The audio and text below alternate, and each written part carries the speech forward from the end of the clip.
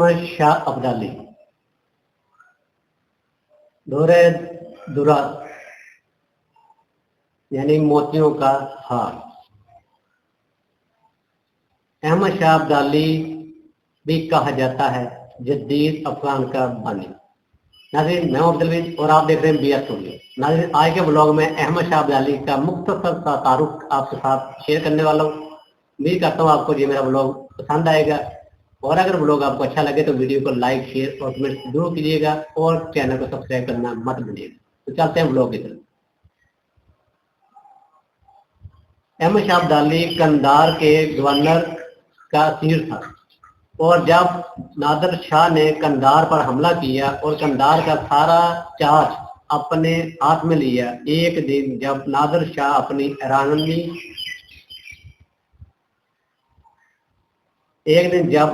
अपनी पुरानी जेल में मुलाकात की और इससे बात की, तो अहमद शाह से बहुत मुतासर हुआ और हुक्म दिया कि इसे जेल से निकाल कर अपने स्टाफ का कमांडर बना दिया जाए। बाद नादिर शाह ने इन्हें डिप्टी गवर्नर के तौर पर दक्कन यानी हैदराबाद भेजा, लेकिन जब वो मुगलिया सल्तनत के साबिक वजीर आजम निजामुल मुल्क आसफ शाह से हैदराबाद में मिले, तो उन्होंने कहा कि अहमद शाह की अपनी बादशाहत होगी और वो एक मुल्क का बादशाह होगा। एक दिन की सबसे बड़ी सल्तनत निजामुल मुल्क अपनी पेशन गोई के लिए बहुत मशहूर था। बाद नादिर शाह ईरानी ने ये पेशन गोई सुनकर अहमद शाह अब्दाली को अपने महल में बुलाया और इनके कान पर तीरदार छुरी से निशान लगा दी और कहा कि जब तुम बादशाह बनोगे तो ये निशान मुझे हमेशा याद रखेगा। नादिर शाह ने अहमद शाह से वादा भी लिया कि जब वो बादशाह बनेगा तो अपने नादिर शाह ईरानी के खानदान और बच्चों की देखभाल करनी होगी, और अहमद शाह ने इस वादे को निभाया और हमेशा अपने खानदान की हिफाजत की।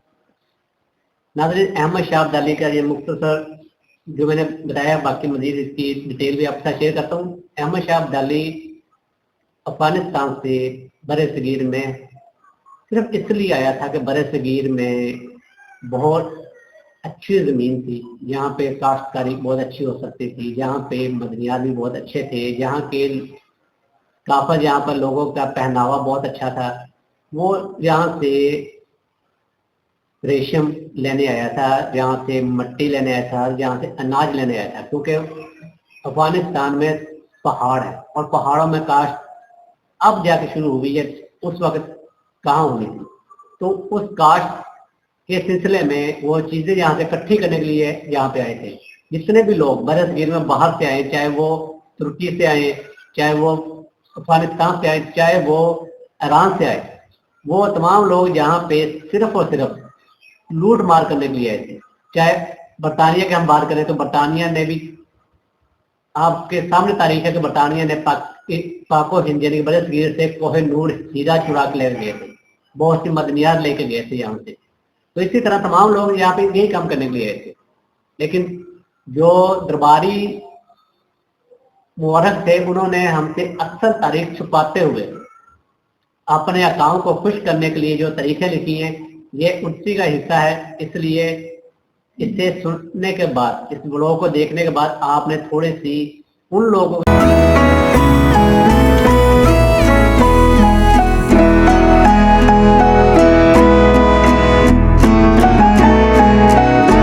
इसलिए नाज़रीन, आपने कोशिश करनी है कि जो अक्सर तारीख को जानते हैं जो लोग, उनसे आपने लाजमी मिलना है, उनसे लाजमी बातें करनी है और इन चीज़ों की तहकीक करनी है। और कुछ चीज़ें गूगल पर भी मौजूद हैं और कुछ चीज़ें मुख्तलिफ प्लेटफॉर्म पर सोशल मीडिया के मौजूद हैं ये चीज़ें, तो आपने वहाँ पे सर्चिंग करते हुए ये तमाम चीज़ों को देखते हुए इन्हें अक्सर हक़ाइक़ पर देखना है। नजर कहते कि अहमद शाह ने अपना वादे को निभाया और हमेशा अपने खानदान की हिफाजत की।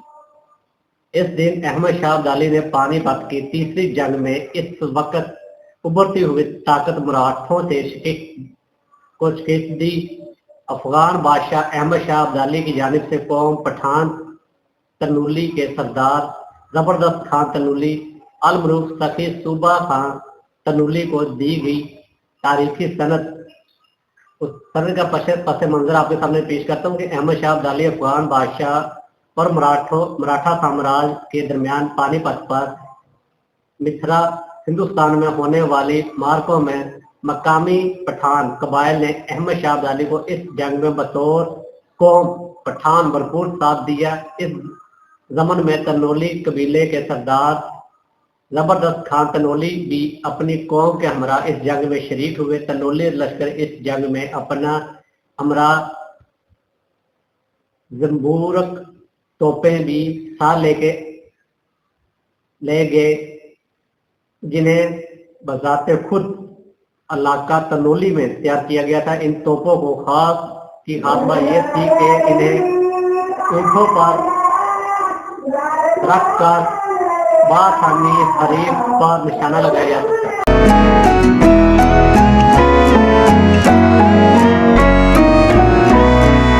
مسلمان افغان دورانی حکومت کو فتح ملی اور مراٹھا سامراج کا ضرور ساتھ میں مل گیا۔ مراٹھا کی بات کریں تو مراٹھا نے بہت گہری ٹکر دی تھی، بہت اچھا لڑے تھے۔ وہ لڑ رہے تھے اپنے علاقے کے لیے، کیونکہ یہ لوگ باہر سے آئے تھے اور وہاں پہ قابض ہونا چاہتے تھے، اس لیے وہ ان کا قبضہ نہ ہونے دینے کے لیے وہاں پہ لڑے تھے۔ لیکن مراٹھوں میں بھی کچھ لوگ غدار نکلے جنہوں نے مراٹھوں کا ساتھ نہیں دیا، بلکہ مراٹھوں کے بجائے احمد شاہ ابدالی کا ساتھ دیا اور احمد شاہ ابدالی کو مخبریاں کرتے رہے اور مراٹھوں کے خلاف سازشیں کرتے رہے۔ اور اسی طرح مراٹھوں کو پیشکش کی اصل وجہ بھی یہی تھی کہ مراٹھوں کے اندر غدار تھے، ورنہ مراٹھوں کو شکست دینا احمد شاہ ابدالی کے لیے مشکل تھا، کیونکہ پہلے بھی 2 جنگیں مراٹھوں سے احمد شاہ ابدالی برے طریقے سے ہار کر افغان بھاگ چکا تھا۔ یہاں سے بھاگا تھا کہ مجھے کہیں مار نہ ڈالیں، اس ڈر سے احمد شاہ ابدالی برصغیر کو چھوڑ کر بھاگا تھا یہاں۔ لیکن تیسری مرتبہ جب سازش کے ذریعے ان لوگوں نے مراٹھوں میں اپنے غدار پیدا کیے، ان غداروں نے جب احمد شاہ ابدالی کا ساتھ دیا تب احمد شاہ ابدالی جیت پایا، لیکن یہ حقیقت نہیں بتائی گئی۔ آگے چلتے ہیں لوگ پر۔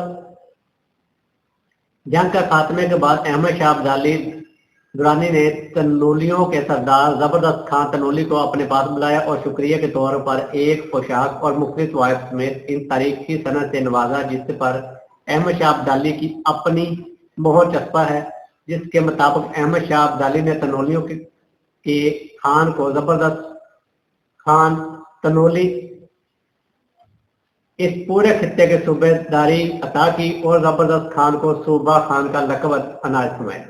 اس وقت کی مالیت سے 12,000 روپے کی جاگیر کشمیر میں تحفے دی۔ اس خطے میں خان مقصوب کا نام لکھ کر اس بات کا اندازہ لگایا جا سکتا ہے کہ زبردست خان کتنے فخر سے اپنی قوم سے اپنے نام کے ساتھ درج کرایا کرتے تھے۔ ناظرین، اب بات کریں احمد شاہ ابدالی۔ احمد شاہ ابدالی کہاں سے آیا؟ کندھار سے۔ کندھار کہاں ہے؟ افغانستان میں۔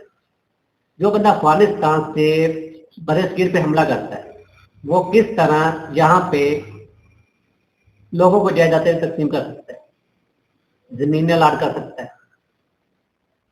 ناظرین، وہی بات جو میں نے پہلے آپ سے کی ہے کہ یہ لوگ یہاں پہ صرف لوٹ مار کرنے کے لیے آئے تھے، لوٹ مار کی نہیں، اپنا حساب پورا کیا۔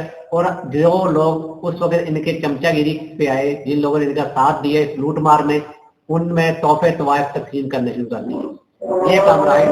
اور اگر بات کریں آج کل کی، تو آج کل کے اکثر پٹھان اپنے قوم تنولی اپنے نام سے لکھوانا مناسب نہیں سمجھتے، کیونکہ جو ان میں سے لوگ پڑھے لکھے، جو لوگوں نے تاریخ پڑھی ہے، جو لوگ اس چیز کو سمجھتے ہیں کہ تنولی اصل میں برصغیر کے غدار نکلے تھے۔